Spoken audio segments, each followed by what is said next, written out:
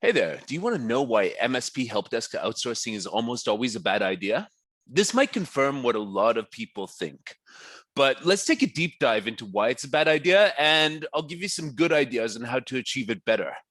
Now, basically, this is a video that I'm making from my experience as a MSP consultant and an MSP staffing business owner, basically. And so we constantly hear from the clients we're bringing on about these help desk outsourcing services and all this sort of stuff, and our competition in providing full-time dedicated staff and what they're doing wrong and why our model is going to work best for them. So this is really biased advice on how most of the international MSP outsourcing companies are doing a bad job and the dots that they're missing, quite frankly. And if you're going to hire one of these companies, what to watch out for. So let's get into it. Number one, a lack of dedicated resources. Right. So if you work so hard to build relationships with your clients, and then your clients call up and they get transferred to someone in another country who is also working for 100 other MSPs at the same time as you, giving this generic boilerplate service, with no knowledge of who the client is. They've never heard of them before, no familiarity with the systems, muddling through whatever documentation you've given them, and basically just winging it with very little knowledge and sort of general approach that doesn't fit the relationship that you've built with your clients. And that's why it's usually such a huge failure. I've heard some success in these services in solving basic issues, but it's a real crapshoot. Every time your clients pick up the phone, it's going to be completely random and inconsistent, most likely. So, if you want to have success in this area, we do recommend that if you are outsourcing or staffing abroad or anywhere, really, you get dedicated resources. You get somebody working for your MSP with your values, with the structure you put in place. Now, most MSPs are lacking structure, and that's another problem we'll get to later, but with the structure that you put in place, so that they get to know you and your clients on a very close basis so that they can provide an excellent level of service based on that familiarity. That's why you need dedicated resources. And so they're answering to you every day. You're holding them accountable for giving great service. And so the lack of dedicated resources, having these, clusters of call center agents that are picking up the phone for a gazillion MSPs and giving service, that's not a winning tactic, from what I've understood and heard, because MSP work is very complicated. Systems are very complicated. Clients' needs differ. And so you want dedicated resources who will learn you and your clients rather than generic people who are jumping in without any information before they pick up the call. So number two, why MSP help desk outsourcing is almost always a bad idea is the difference in work culture. This can be a difference in work culture between two different companies in the same country, in the same city, who knows? But the reason MSP help desk outsourcing has gotten a bad name is because of the differences in work culture between different countries, continents, and actual cultures and peoples and stuff like that. So the biggest difference, I would say that, the biggest difference is in a lot of developing countries, they think about work in a much different way than people in these prosperous Western countries do. Having grown up in Canada and lived in various countries while building this business, I see very different mentalities in terms of work. For example, in Canada, people feel invested in the company that they're working for, and they're contributing their own ideas and individuality to that company. In most developing countries, the work culture is very much a yes, sir culture, where you follow what you're told, you do what you're told, you say things that are nice, and you basically are not an individual within that organization. You're part of a collective of people who are following the orders. And it's a completely clashing mentality to basically what people in the West usually want, which is somebody who's taking ownership of issues, somebody who's actually putting their intelligence and thoughts and finding innovative solutions to solve things, especially in the MSP space. It's very important. Innovative solutions to solve things is actually what we are selling in this industry. And so people who are just following orders, people who are reading scripts, following instructions, and not using their own brain to understand the systems that they're working, the people that they're dealing with, and they're essentially just, paid actors or robots or whatever you want to call them. That's what you often get in a lot of these developing countries when you hire. And basically, there's also a difference in, how people work in terms of the amount of relaxation versus engaged work they're supposed to do, and the amount of sort of detail that they're supposed to put into things, the amount of questions they're supposed to ask. We'll get that to in a second. And basically the way that they're supposed to interact with management, So basically, if you want people who are just going to take the orders and do it as the orders are given, then you'll find that one client had a great analogy. He said, if I ask you to get me a beer from the fridge, you'll probably get me a beer from a fridge. But these people in the country that he hired them in, somewhere in Asia, I can say that, basically, he said, if I ask them to get a beer from the fridge, they'd get me the beer and they'd say, yes, sir, yes, sir, yes, sir. But then I'd go back and I'd find the fridge open and I'd ask them, why did you do that? They said, oh, sir, you did not tell us to close the fridge door after we got you the beer. That sort of analogy, that sort of difference in culture, difference in what people call common sense. What if what you consider common sense is not common with, you don't have that in common with the people that you hire through help desk outsourcing internationally? That's a big problem, isn't it? So yeah, this sort of issue is made a wider issue by international outsourcing, but it can also exist in within your own country with different companies and different types of hiring, recruitment policies, and different types of training and accountability in the organization, role definitions, and all that stuff. So it can be anywhere. You could have somebody who's got a company next door to yours, and you could have the same problem, but just it's much more likely if you go to a different continent, if you haven't put in place a very robust vetting procedure to the point that you are only hiring someone internationally that you would hire if they walked into your office in your city. That's what we recommend at my company, Supportive Venture. So difference in dialect and communication. Lots of people come to me because, our whole thing is we're international people who grew up in the UK, US, and Canada who are managing this business and living in more affordable developing countries. And they think that they can actually discriminate based on accent, they say a lot of the time, but actually that's illegal. I don't like to do it. What we do like to discriminate on is the person's communication abilities, written and verbal communication abilities, very important. And their sort of method of communicating key information, their way of understanding how different people need to be communicated with in different ways. This is what you want to emphasize a lot, because as we covered with the yes, sir, sort of just following orders culture, there's a very big gap and a very low rapport between the people who are giving the service and the people who are getting the service. Whereas I find in the US and UK and Canada, Australia, it's a lot more casual when people communicate. If I'm a help desk customer service representative, I'm going to talk to you like you're my friend, even though there's a formal relationship in place. The style of communication is very friendly and close. It's not like this, yes, sir, I'm just following orders. Yes, I will do this. So I'll read the script and all this stuff. No, not like that at all. So the difference in dialect and communication. And I'll also say that a lot of international outsourcing has been done to places like, people are getting hired in places like India and the Philippines, where they do very much speak English.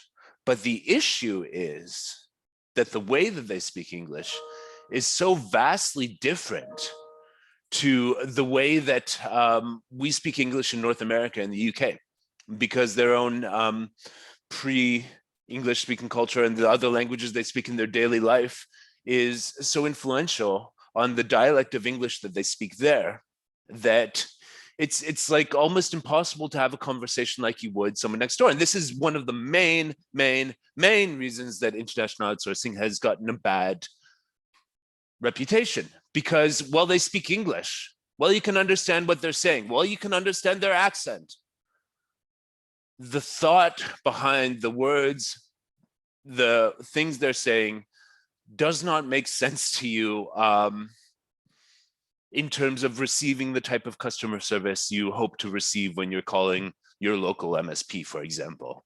And so a lot of MSPs, they will internationally outsource, but they will not put these people that they hire in countries that have different dialects of English on the phone with their clients. And it's unfortunate, you know?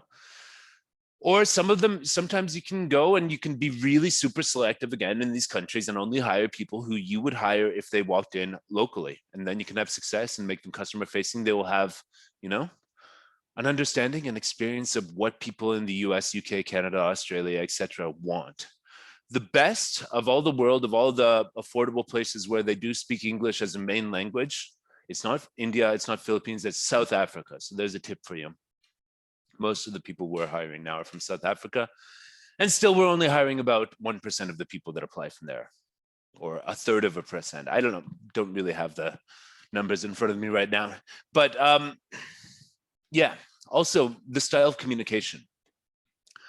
If you want to understand psychologically, there's sort of something called power distance, where there's a perceived, when you're talking to someone who has more authority than you, as like a client or a manager of you or a boss or something, that you will not say anything that might actually go against what they believe. So basically, the reason why a lot of airlines, even though all their staff are from you know, some culture, like Korean is one example of this, they have to speak English to air traffic controllers and stuff like that, even if they have the same native language, because by switching to English, for example, they will have a different relationship and power distance, so that they can speak up more and tell the truth more and leave behind this formal, yes, sir, I am below you, I'm here to serve you mentality of their culture. Now, the same sort of mentality, even when they do speak English in a country that has that and has been transferred over to their work ethic and job, it will be actually, yeah, it will be present there as well. And so, you know, understanding what type of people you want and what type of relationship you want them to have with your clients and your internal management structure, and what kind of truthfulness you want them to have. Yeah, that's really important, because in a lot of countries, there's something called saving face, which means that, for example, when I was in Thailand, a lot of the time you go into a pharmacy and you ask for a certain, you know, medicine or something, and they don't understand what you're asking them, but they'd rather say, no, I don't have it, rather than say, sorry, I don't understand what you need, because they would lose face for not understanding it. Silly things like that, that are incomprehensible to the North American and, you know, Western European mind, can actually happen all the time in developing countries and cultures, and they're bringing that to work by default when you're hiring them internationally. So number 4, a lack of cultural diversity, a cultural bridge, and global awareness. And this is something you see most of these outsourcing companies internationally that do help desk outsourcing companies. They're actually doing a type of service where they're only hiring people in one country, in the Philippines, in India, Jamaica, you name it. And again, it really just goes to, like, if you're only hiring someone from one country, you're going to have a lot of the negative aspects of that culture transferring over. And the reason most companies outsource is because it saves money, right? And so you need to be outsourcing to a company, to a country and company with a lower cost of staffing, right? And that means that they have a less developed economy. And that means that essentially the reason they have a less developed economy is, in a lot of cases, not all other cases, because they have a worse work culture, business culture, and all that stuff. And so if you only hire people from that one country, you're going to be transferring over just a lot of bad habits from a country that's not doing as economically well with your country. So you have to actually spend a lot of time training and giving them the right orders to follow and the right standards and the right download of your culture so that they can emulate that when working for you internationally. But if you have cultural diversity, for example, in Supportive Venture right now, we have 19 different countries on board. I don't know how many. We've got people logging in from 19 different countries, and we've got, I don't know how many nationalities, probably about the same number. And that cultural diversity and the fact that everybody has been screened to fit into this globalized, international English-speaking culture that is at our core as expats running this business internationally means that the cultural diversity and the energies of different people from different places and their ideas and stuff like that, and them all trying to fit into this core culture of clear communication and stability and all that stuff that we really stand for, it means that we're benefited by internationalism. And we have a cultural bridge, I've got, I'm from Canada, I've got managers from the US and UK, so on and so forth, and Slovenia. And basically we are able to bridge the cultures and act as sort of a hub of exchanging the global cultures into the US and UK cultures, because we have experience living in these countries like Serbia, South Africa, Latin America, Southeast Asia, and we also have experience living in the US, UK, and Canada. I've spent time in all three countries. So it's interesting. And that global awareness actually helps us build a company that has standards and clear communication, because a lot of the time, the way that things are communicated in America or England or Canada, I'd say especially Canada and the UK have this problem. They're less direct than some cultures need to actually do a good job. These countries where people are just following orders, you can't just hint at them the way people in the UK or Canada would hint at people and say, yeah, but I'm not so crazy about this. They wouldn't understand that phrase. They would say, no, don't do that. You have to do this. And this is something I learned from living in Eastern Europe and Serbia. Clear communication, like just explain clearly what the thing is. Don't dance around the subject and be afraid of hurting people's feelings and all that sort of stuff. No, just say what it is and let people deal with it. So having knowledge of that is what we bring at Supportive Venture. Oh my God, this is turning into an ad for Supportive Venture. It was supposed to be an informative video, but yeah, Supportive Venture, I'll tell you at the end. Okay, so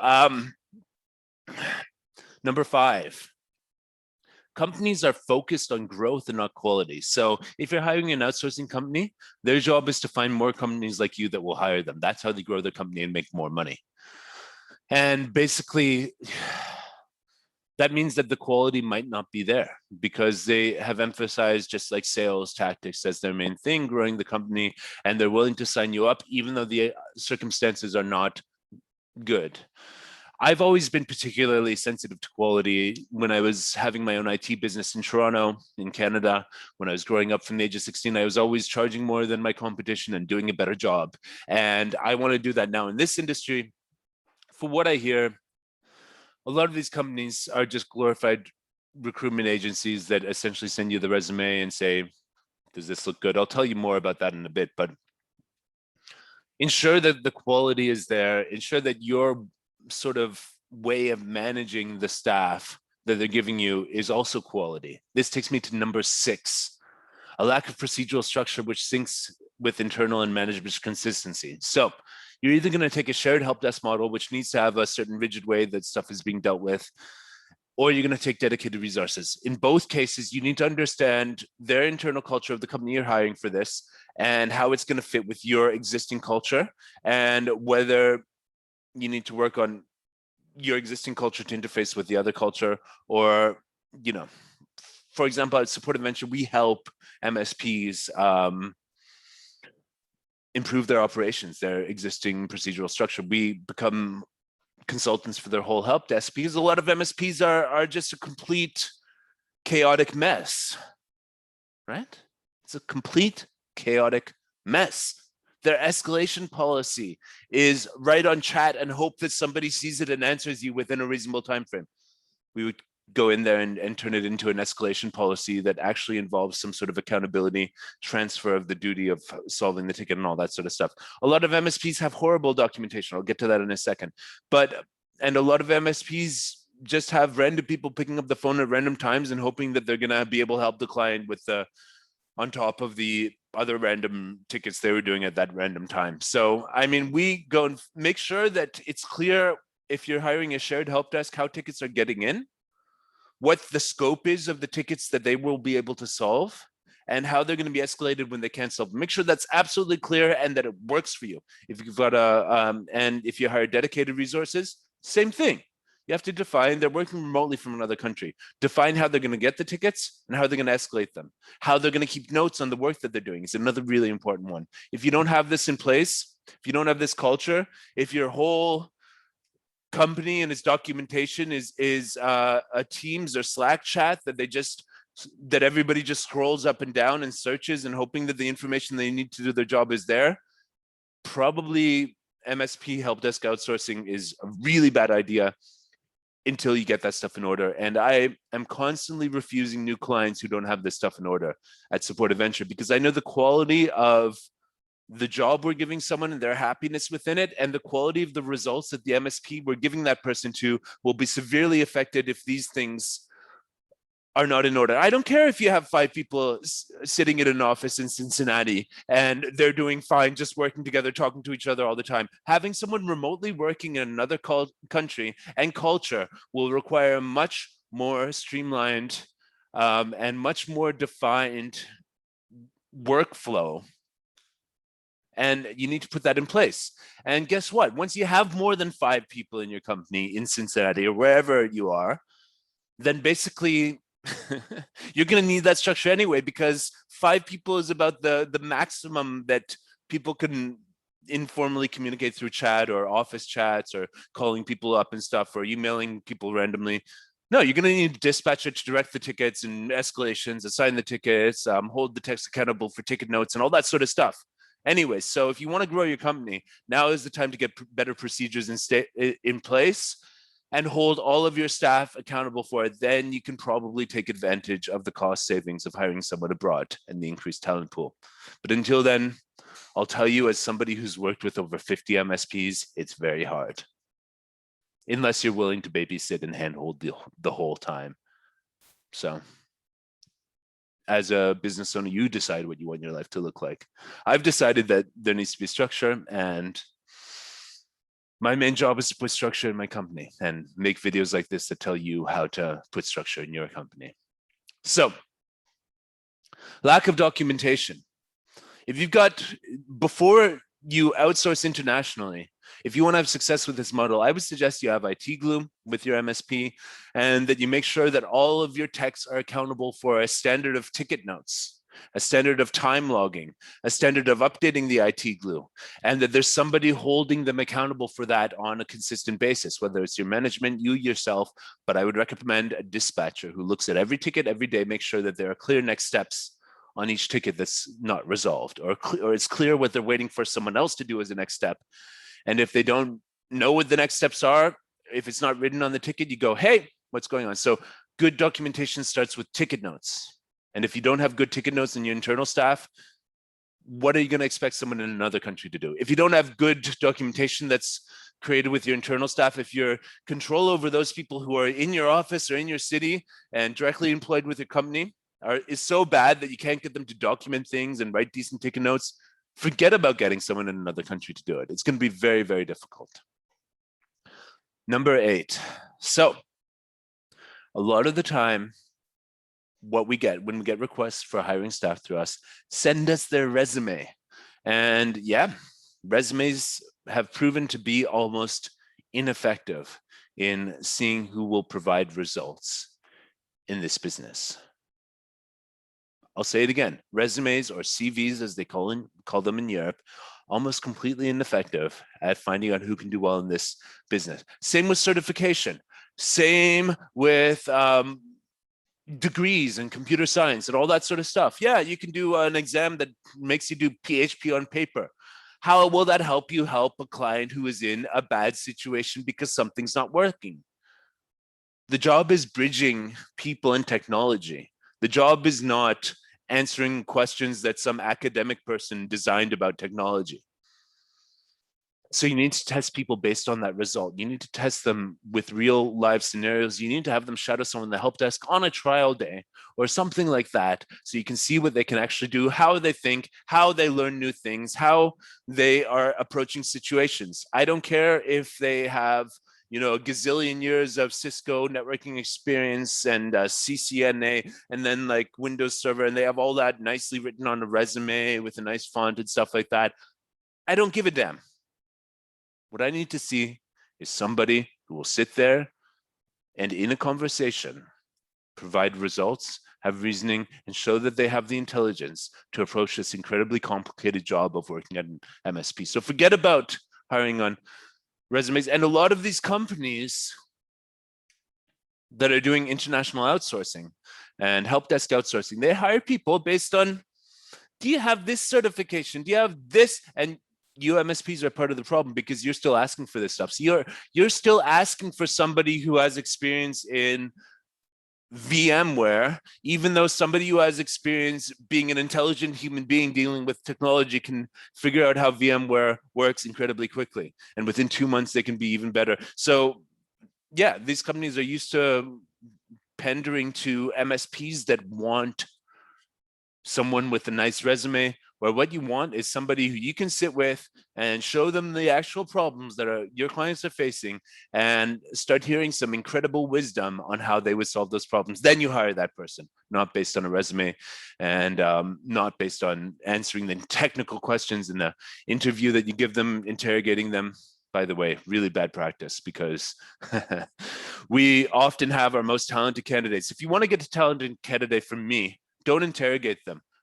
Tell them why you're going to be a great place to work, because we have 3 or 4 different MSPs that want this same person that you do. Guess what? They're going to pick the one who they had the best feeling in the interview.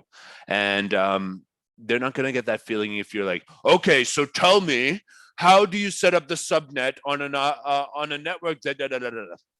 No, they're going to just be like, fuck this guy, honestly. That brings me to the last point, number 9. Most of the people who you would hire through international MSP help desk outsourcing would fail the beer test. What's the beer test? Do I want to sit down and have a beer with this person? Or if you don't drink, do I want to sit down and have a meal with this person? Can I talk about life with this person? Do I have shared values, shared hobbies, shared views of the world with this person? Most people would fail. So here at Support Adventure, we would only want you to hire somebody who would pass this test for you. If they don't hire them. Keep on looking. Be very picky on vibe. Be very picky on communication styles. Be very picky on the intelligence of the person you want to hire and how that fits into what you have built as a company, the culture that you want to have in the future. Very important, folks. I'll leave it at that. Thanks for watching. I'll catch you later. If you want more info about Support Adventure, it's supportadventure.com. I'll catch you later. My name is Eric. I get passionate about these things because I've seen it done wrong and heard about it being done wrong so many times. And I hope my passion makes this a little more entertaining. And I hope I drop some insights on you in this video. And yeah, subscribe down below if you like this sort of video. I'll catch you later.